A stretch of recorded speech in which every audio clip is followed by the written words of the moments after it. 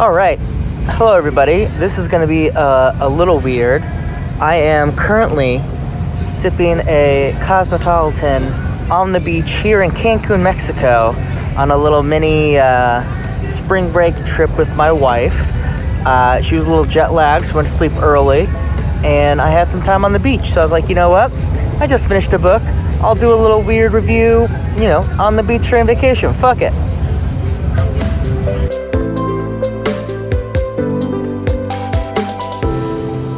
Alright, so I just finished the second book in the Rain Wild Chronicles, which of course I know the name of and don't have to secretly look up right now on Goodreads.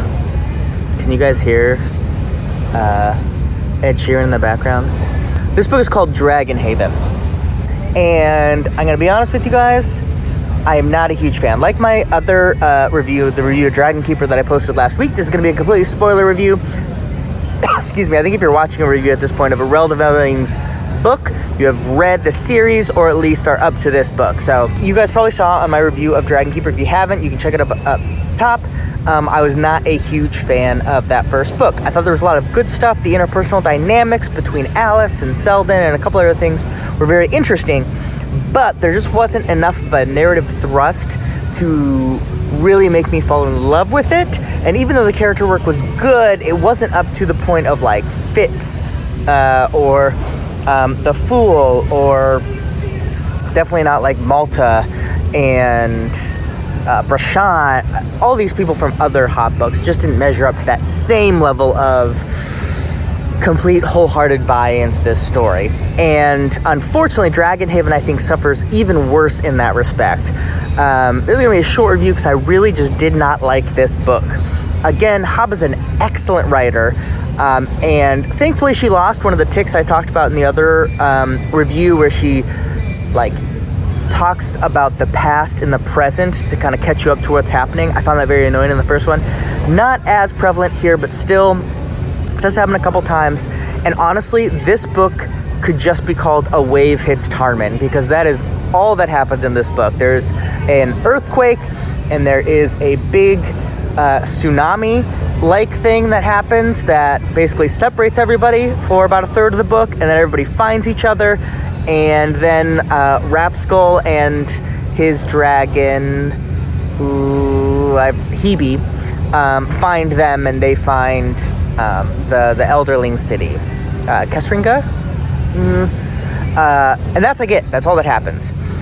I am strongly of the opinion that this book could easily have been edited to be sprinkled along the other three and in the first book, and produced probably an overall trilogy that's much more exciting. I've already started the third one. As I'm telling you this, I said I'm on vacation, so I'm reading a lot. And it's already way better than the second one. There's already way more of an interesting part of it, and as probably most of you who are watching, it brings in much more of the wider world than what's happening. I don't know why more of that isn't in Dragonhaven, because honestly, just sticking with the Keepers and the crew of the Tarman is just brutally dull in many places, even though I love all those characters. I really love Leftwich, I love Alice, I love Thymera, and sort of the complicated relationships she has, whether it's with Tats or Rapskull or even Alice, her dragon. Like, all of that I find interesting, and like the reveals of some of the very cool like parts of the world, like who the abominations are, or the others are like children of elderlings, that dragons that became too human-like, I think was fascinating. The idea of what elderlings are, and that the drinking of the blood is so important, and that like the wings that are being grown out of Thymera, and how dragons can really affect how humans, or elderlings I should say, like evolve, so to speak. All of that is very interesting, but it's just not enough to hold an entire book, because the rest of it, nothing much is happening. Oh, the other storyline, well, I should say two storylines that I really loved. One is Alice and Leftwich, and Alice realizing who Hest is, and like basically like rejecting her marriage, considering it void, and then finally being able to find that love and acceptance in Leftwich that she knew she would have but felt compelled because of marriage not to, and because she gave her word. I love that change, and I love the dynamic between Carson and Cedric. I think that makes a lot of sense and was done very well. It didn't feel like, which is always dangerous in these circumstances, like the two gay characters get together because of the two gay characters. Didn't feel like that at all. It made sense why these two characters, a very like proud but vulnerable man like Selden, who was very smart, very organized, would fall for someone who's maybe a little bit more rugged but also incredibly gentle and loving and protective. They just seem to fit really well, and I loved that. I thought that was really, really great, and both of those love stories I thought were fantastic. But again, both of those things, I think, those love stories, those character moments, can be done along with whatever else is happening in the story. It doesn't have to be the only good things that are happening, because the rest of the time we're just going up a river, which is why I think this book fell flat for me.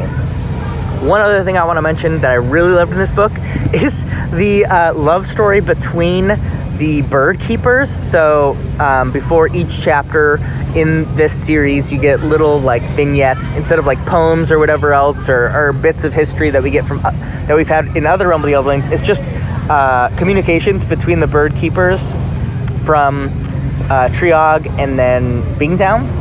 And in the first book, it was just like random bits of facts, maybe some like fun things about the world, or like communicating to us that things are happening outside of what's happening in Raintown. And then eventually, like through that, we learn that these two keepers are friends but have never met. And in this book, obviously, they start sort of this weird will they, won't they romance, not romance, through letters.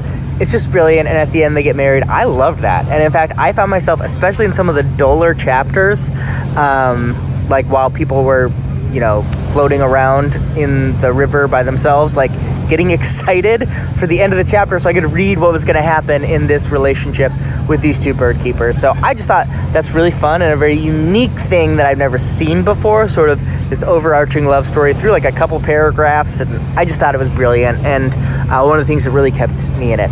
As I said, I'm obviously going to keep reading. It's Robin Hobb. I trust her, and I want to read all the Realm of the Elderlings, but this book was just not my cup of tea. For me, it's an if you like X, if you like the Realm of the Elderlings, you're going to trust Hobb and keep going. But I think if I just had picked this up, I'd be like, this author is way too slow, even though she's obviously skilled. So that's my basic thoughts. What do you think of Dragonhated in the second book? Are you excited to see what I am going to do in book 3 and 4? Obviously, I'm reading that now. Let me know. As always, first in, last out. Cheers from Mexico. Buenas noches.